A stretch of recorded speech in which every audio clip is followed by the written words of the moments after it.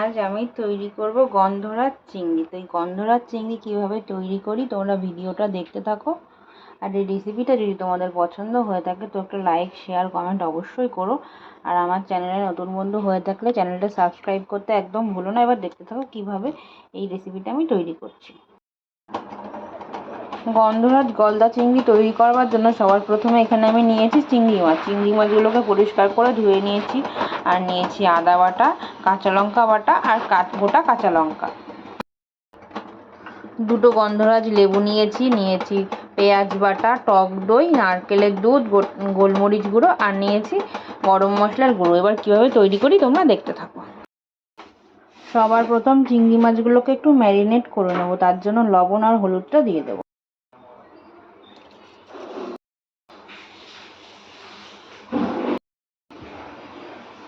গন্ধরাজ লেবুর খোসাটাকে একটু গ্রেট করে নিয়েছি। এবার এটাকে উপর থেকে দিয়ে দেবো। গন্ধরাজ লেবুর রস দিয়ে দেবো একটু। এবার সমস্ত কিছু ম্যারিনেট করে নেব।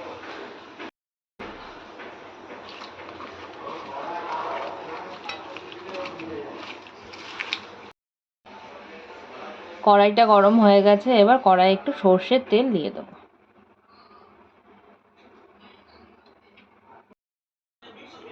একটু গোলমরিচ গুঁড়োও দিয়ে দেবো। তেলটা গরম হয়ে গেছে। এবার চিংড়ি মাছগুলোকে আমি একটু ভেজে নেব।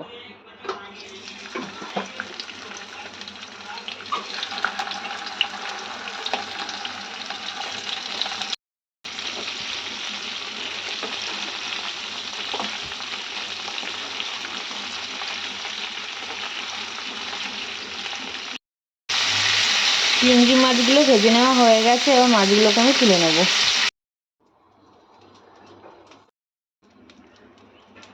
আর একটু সর্ষের তেল দিয়ে দেব।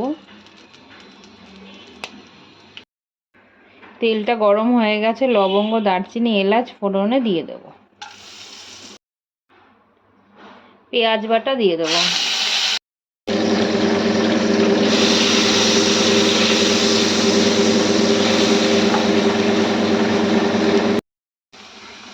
পেঁয়াজটা একটু ভেজে নিয়েছি। এবার এর ভেতরে একটু আদা বাটা দিয়ে দেবো। লঙ্কা বাটা দিয়ে দেবো। পরিমাণ মতো একটু নুন দিয়ে দেবো। হলুদ গুঁড়ো দিয়ে দেবো।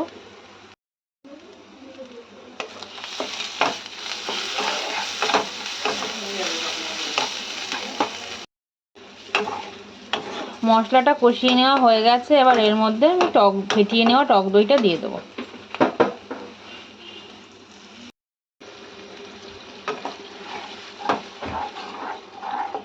গরমের সময়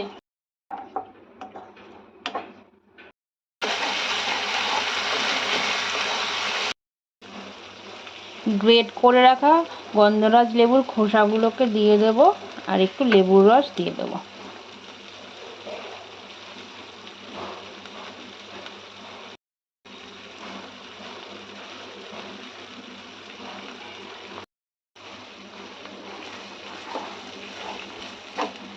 মশলাটা কষিয়ে নেওয়া হয়ে গেছে। এবার এর ভেতরে আমি নারকেলের দুধ দিয়ে দেবো।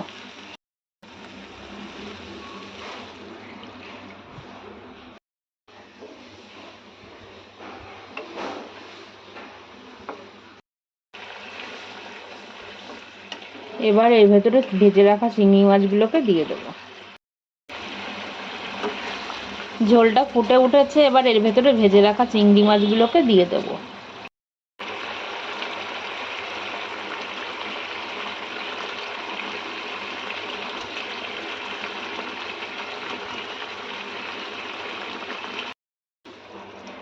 উপর থেকে 4টে কাঁচা লঙ্কা দিয়ে দেব। গন্ধরাজ লেবু পাতাগুলোকেও দিয়ে দেব।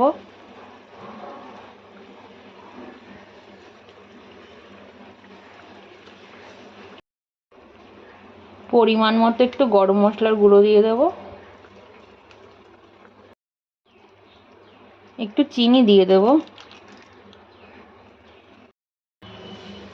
একটা ঢাকা দিয়ে এটাকে ঢেকে দেব। 10 মিনিটের জন্য এটাকে আমি হতে দেব।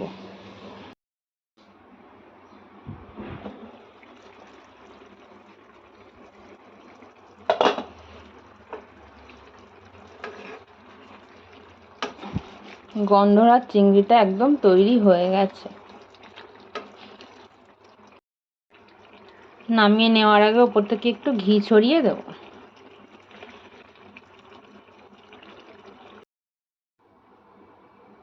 গন্ধরাজ চিংড়ি একদম তৈরি হয়ে গেছে। তো আমি যেভাবে তৈরি করেছি, তোমাদের যদি রেসিপিটা পছন্দ হয়ে থাকে তোমরাও বাড়িতে অবশ্যই ট্রাই করো আর আমাকে কমেন্ট করে জানিও যে কেমন হয়েছে।